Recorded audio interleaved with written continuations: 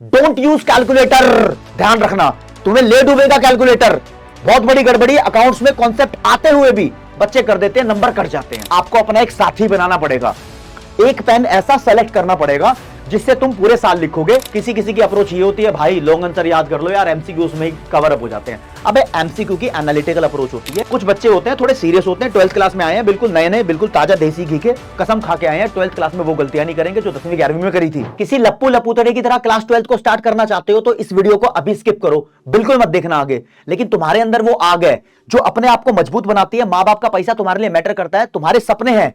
तो मैं आपको एक डंके की चोट पे बोलना चाहता हूं, मेरे लिए मैटर नहीं करता तुमने क्लास 11th में पढ़ा या नहीं पढ़ा। मेरे लिए यह मैटर करता है कि तुम्हारे 12th क्लास में अच्छे नंबर आने चाहिए, तुम्हारा एडमिशन तुम्हारे मनपसंद कोर्स और कॉलेज के अंदर होना चाहिए। और इस चीज का ठेका भी उठाता हूं, टेंशन लेने की जरूरत नहीं है। बस जो बात बोलूंगा ना, ये बातें अपने भेजे में रखना और इन बातों को पूरे साल मान लेना। एक एक करके सब्जेक्ट से रिलेटेड भी बात बताऊंगा कॉमर्स वालों, और तुम्हें तुम्हारे पूरी जर्नी से रिलेटेड बात बताऊंगा। पहली सबसे बड़ी गलती जो कॉमर्स वाले स्टूडेंट्स अकाउंटेंसी में करते हैं, वो पूरे साल अकाउंट्स को पढ़ते पढ़ते कैलकुलेटर को यूज करते हैं। जब फाइनल एग्जामिनेशन दे रहे होते हैं ना, तब उनकी कैलकुलेशन उस हिसाब से होती नहीं है जिस हिसाब से कैलकुलेटर उनको कैलकुलेट करके दिखा रहा था। कैलकुलेटर अलाउड नहीं है भाई, कहां दिमाग है। अपने पेन चला के हाथ से कैलकुलेशन करना स्टार्ट करो। मैं मानता हूं कि तुम्हारी कैलकुलेशन स्टार्टिंग में स्लो होगी, गलतियां भी होंगी, लेकिन 2 4 5 महीने में तुम प्रो बन जाओगे, गलती नहीं करोगे। Don't use calculator. ध्यान रखना, तुम्हें ले डूबेगा कैलकुलेटर। बहुत बड़ी गड़बड़ी, अकाउंट्स में कॉन्सेप्ट आते हुए भी बच्चे कर देते हैं, नंबर कट जाते हैं। अब दूसरी पॉइंट, अकाउंटेंसी के अंदर ना ज्यादातर बच्चे लगे रहते हैं प्रैक्टिकल प्रैक्टिकल प्रैक्टिकल, बना देते हैं P&L अकाउंट, बैलेंस शीट चल रही है, जर्नल एंट्री भी चल रही है। अबे थ्योरी मिस कर देते हैं। थ्योरी मिस नहीं करनी। ऐसा हो सकता है कि 80 नंबर के पेपर में 15% थ्योरी आ गई, खुश हो जाएगा बम। थ्योरी को पकड़ के चलो।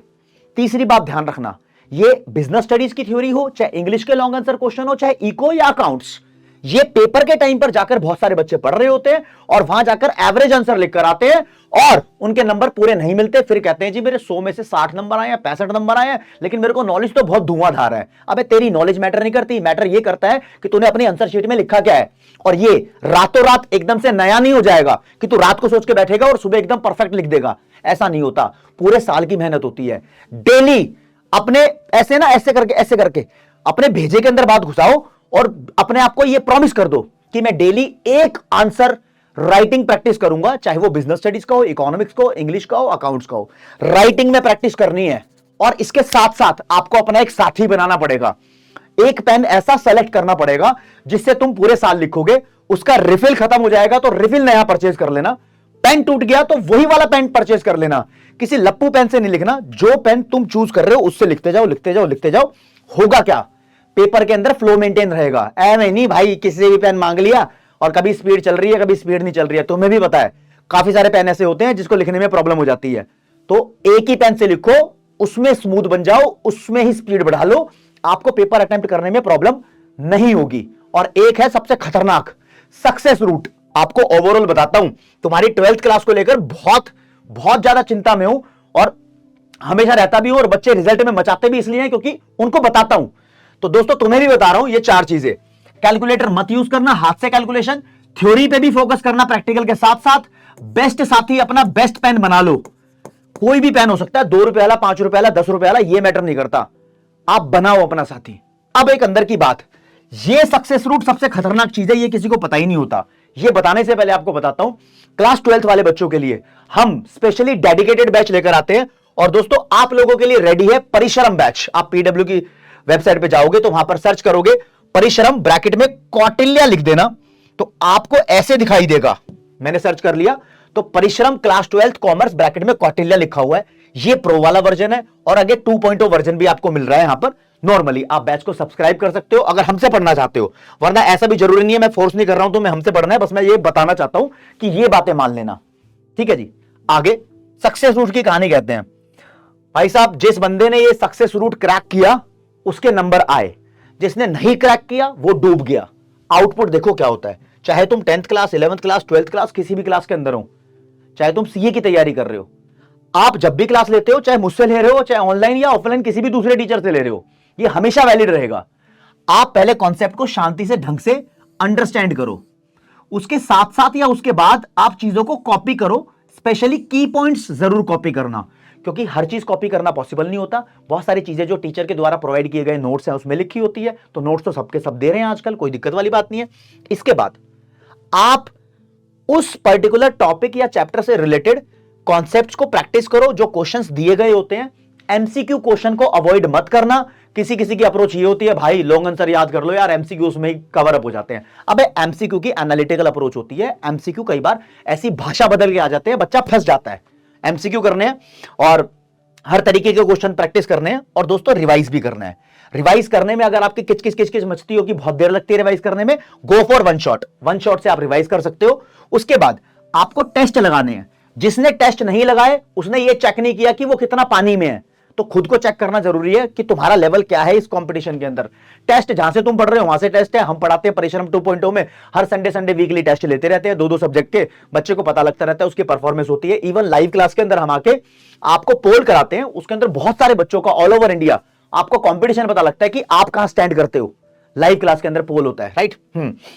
पोल होते रहते हैं, हर क्लास के अंदर चलते रहते हैं।